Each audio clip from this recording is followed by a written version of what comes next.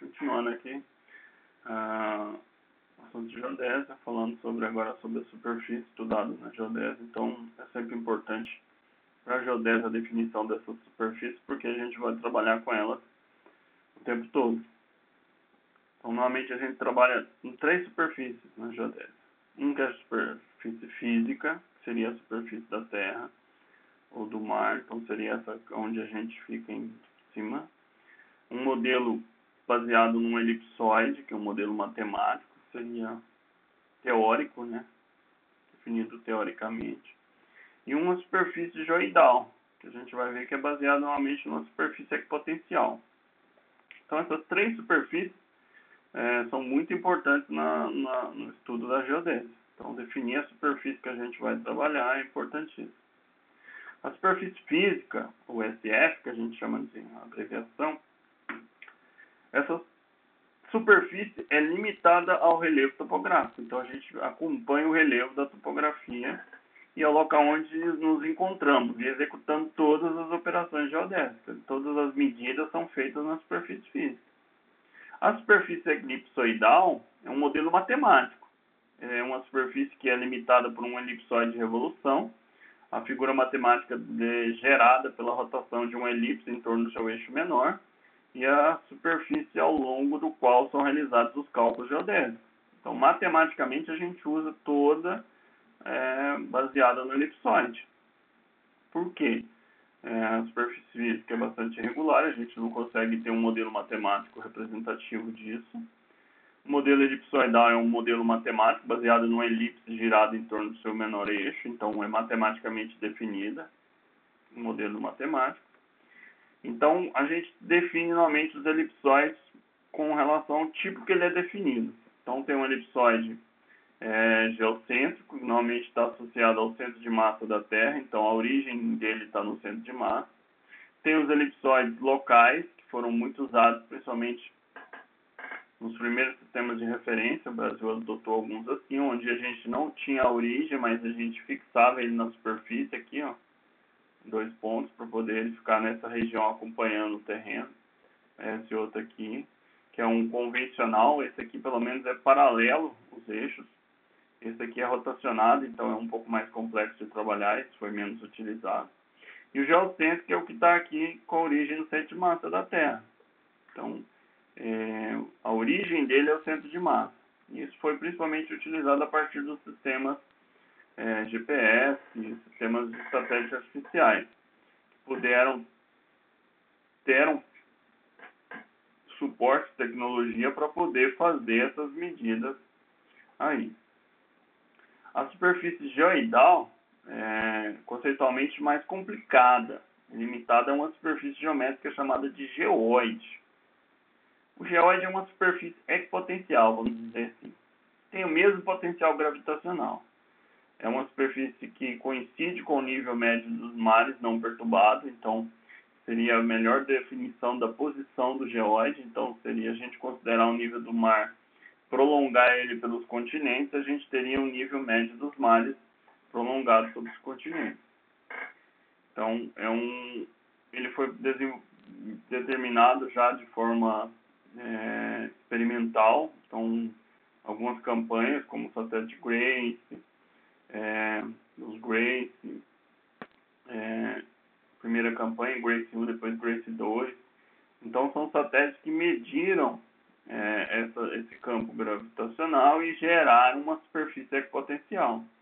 Aqui seria uma representação dessa superfície equipotencial numa escala muito exagerada, né, para a gente conseguir ver, porque isso no tamanho real da Terra, isso é bem suave, mas se a gente fazer isso numa escala bastante reduzida, a gente conseguiria ver essas deformações, ó. Alguns pontos baixos, outros altos, elevações. Então, seria uma superfície assim, irregular, com altos e baixos. Então, é uma superfície difícil de ser mapeada.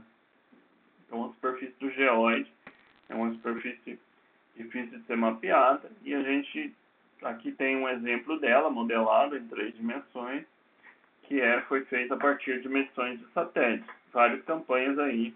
E essas campanhas desses satélites ainda estão, Champion, Grace, tem várias campanhas ainda desses satélites que ainda estão ou novas campanhas estão sendo lançadas que continuam fazendo essas medições.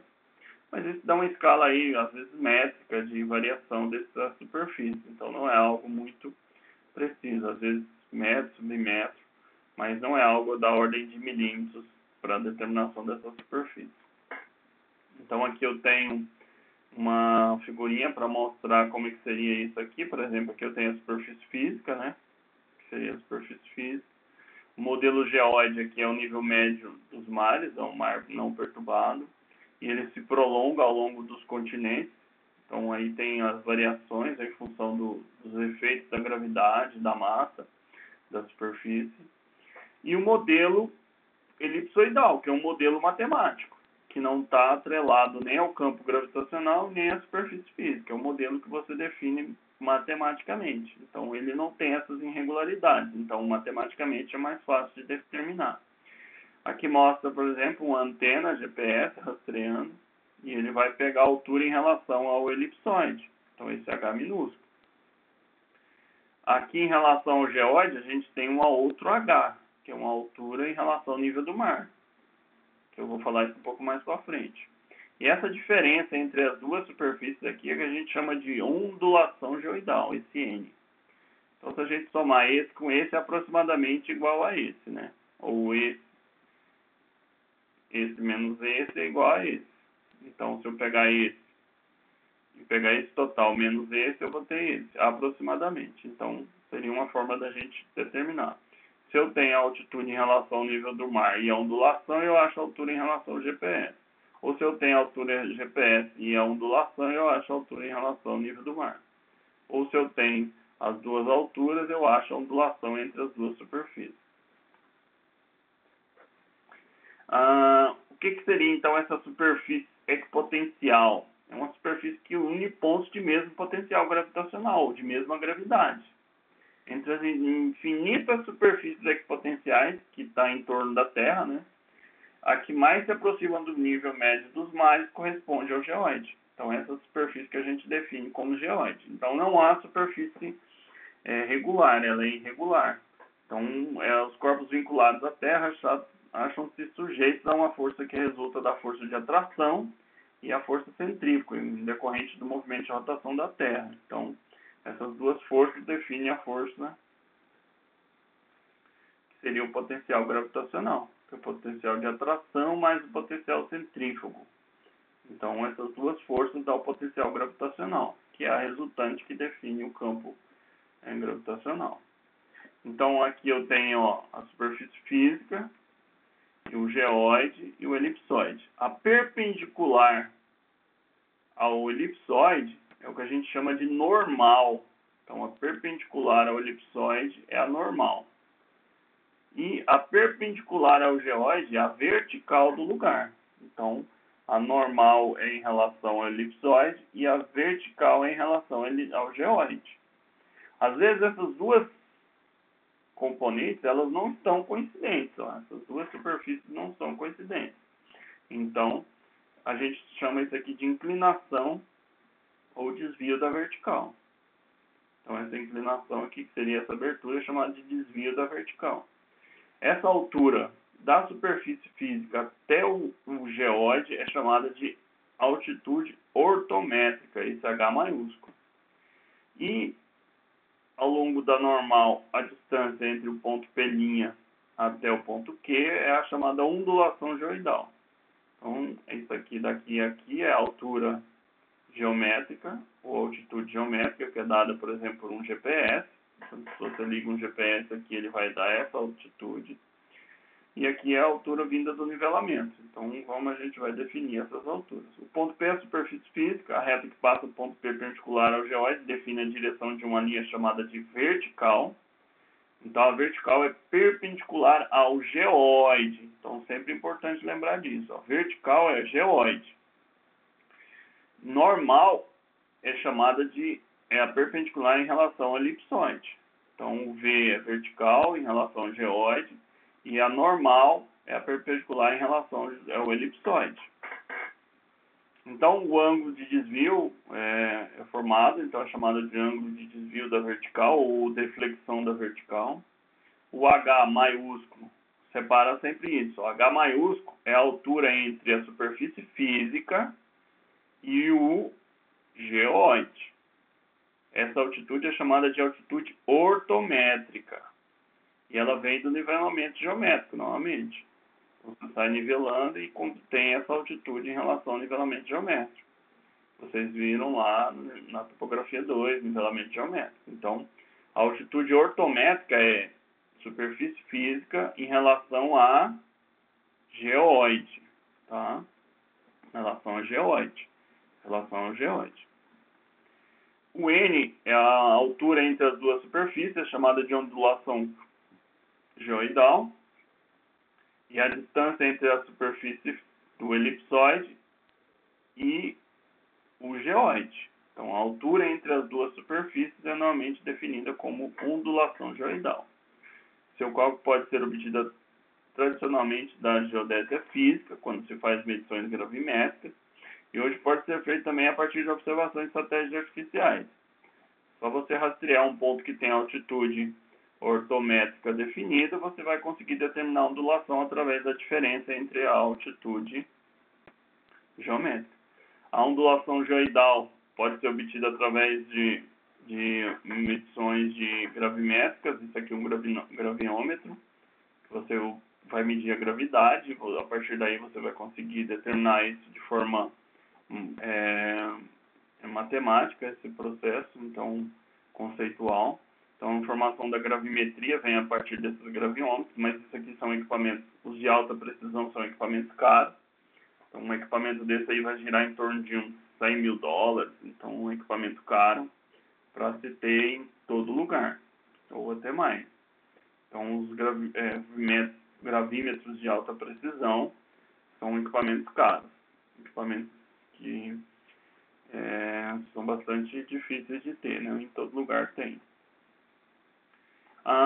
Então, o H minúsculo é a altitude geométrica. Então, o H maiúsculo é a altitude ortométrica, só reforçando. Essa altitude geométrica é em relação a elipsoide.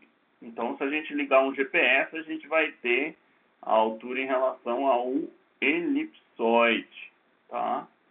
E aí a gente viu lá naquela figurinha que o H minúsculo é igual aproximadamente a ondulação mais o H da altitude ortométrica. Então, vou só voltar aqui só para vocês observarem por que é aproximadamente. Aqui é aproximado. Por quê? Isso aqui é numa reta em relação a normal. E aqui eu tenho a vertical.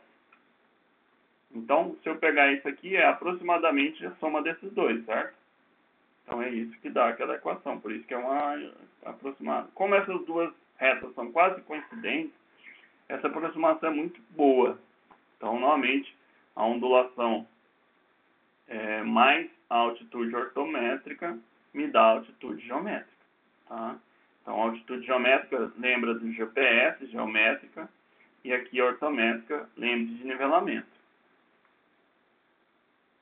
Aqui eu tenho uma superfície do geóide, então aproximadamente ele é irregular, como a gente mostrou lá, é uma superfície irregular em relação a uma forma, se a gente fosse considerar o elipsoide assim, pontilhado. Essa outra linha preta contínua é o geóide, então eles não se coincidem. Alguns lugares estão muito próximos e outros lugares estão bastante diferentes. Por exemplo, aqui no hemisfério sul ou no polo sul, a diferença é bem menor. Então, que o geóide ele é um pouco achatado, então, porque a Terra gira em torno desse eixo, ó, então essa parte aqui é mais longa, porque ela é levemente achatada nos polos. Aqui é o próximo assunto, geometria do elipsoide.